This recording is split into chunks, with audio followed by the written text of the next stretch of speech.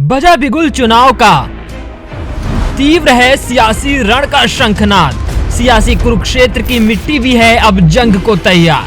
होगी यूपी के अस्तित्व के लिए कटाक्ष के तीरों की बौछार। हम बताएंगे किसकी होगी जीत और किसकी होगी हार। तो सी न्यूज भारत पर जुड़े यूपी विधानसभा चुनाव की महक कवरेज से।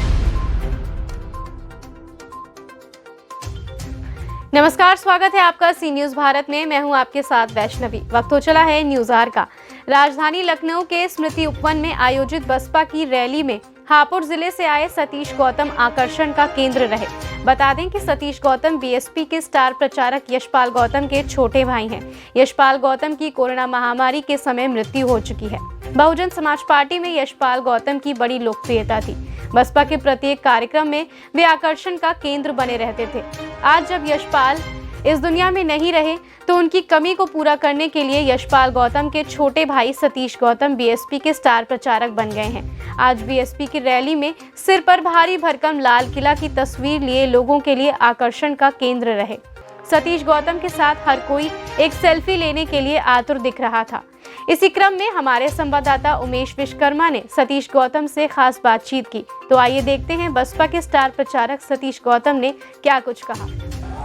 राजधानी लखनऊ के स्मृति उपवन में बसपा सुप्रीमो बहन कुमारी मायावती जी की रैली में आप देख सकते हैं कि ये सज्जन हापुड़ जिले से आए हुए हैं। इनका नाम है सतीश गौतम जी।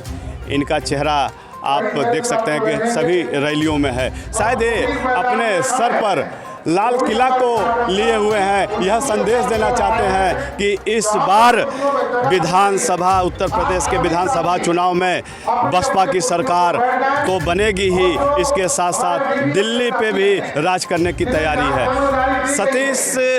सतीश गौतम जी क्या कहना चाहते हैं, पहले अपने बारे में थोड़ा बताएं। देखिए, सबसे पहले पत्रकार बंधुओं को मेरा जय भीम। सभी महापुरुषों को सत नमन। और सबसे पहले मेरे बड़े भाई बीएसपी स्टार प्रचारक यशपाल गौतम जी को सत नमन, हापुड़ श्रद्धांजलि। देखिए, मैं हापुड़ से ब्लॉग रखता हूँ। सतीश कुमार गौतम नाम है मेरा। मैं यशपाल गौतम जी का भाई हूँ। जी, क्या कहना चाहते हैं आप? आपके भाई साहब के साथ जो एक प्रकृति ने खिलवाड़ किया है और कहीं न कहीं आप उससे व्यथित हैं। देखिए, व्यथित तो ये है सर, जब से हमारे बड़े भाई हम लोग को छोड़ करके गए हैं, जब से हमारा जीना दुश्वार हो गया है और हम कहीं भी जाते हैं सबसे पहले हमारे बड़े भाई का नाम लिया जाता है। अब देखिए, वो हमारे बीच नहीं रहे। उनकी कमी को दूर करने के लिए मैंने ये बीड़ा उठाया है, ये मिशन अपने कंधों पर लिया है सर।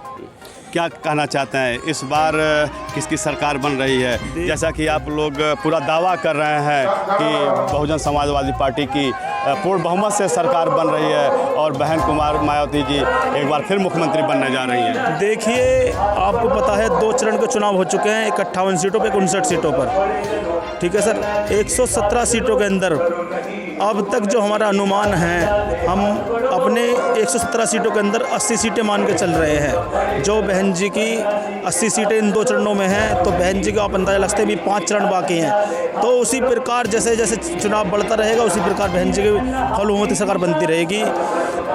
सतीश जी, जिस तरह आप बसपा के कारवां को आगे बढ़ा रहे हैं और अपने जीवन को अपने बड़े भाई की तरह समर्पित कर दिए हैं बसपा के लिए, तो क्या संदेश देना चाहते हैं? और एक बात और, एक सवाल का जवाब आपको देना होगा कि आज का नौजवान, बूढ़े बुजुर्ग, महिलाएं बसपा को वोट क्यों करें, क्या वजह?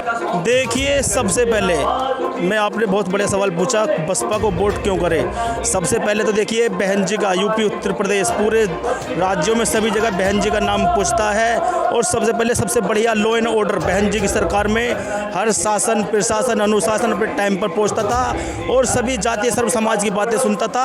आज के टाइम में क्या है, देखिए आपने सपा सरकार भी देखी, बीजेपी सरकार भी देखी, उसमें कोई सुनता नहीं था। और आपने कल परसों का उन्नाव कांड देखा है, उसमें देखिए 2 महीने तक एक बहन, हमारी बहन जी को, उसके साथ पहले अत्याचार करा, बलात्कार करा, उसके बाद करने के बाद उसकी पीड़ा बेचारी को, उसको 2 महीने फिर खेत में दाब के रखा।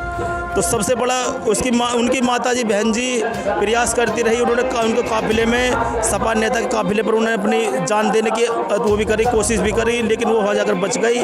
फिर उसी प्रकार जैसे जैसे कार्रवाई बढ़ती रही, पुलिस प्रशासन ने भी उनका साथ नहीं दिया।